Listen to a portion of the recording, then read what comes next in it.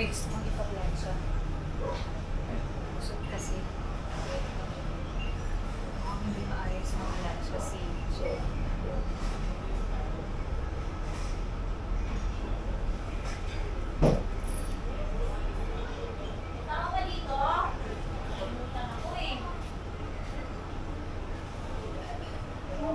Dadasal kayo?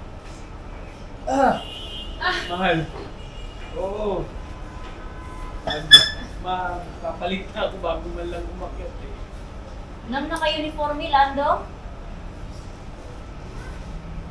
At nakasaksak ang plancha? Magpapalit Okay, na kasi ako okay. ng damit. Pakyat na ako. oo. Mahal. Sige ha.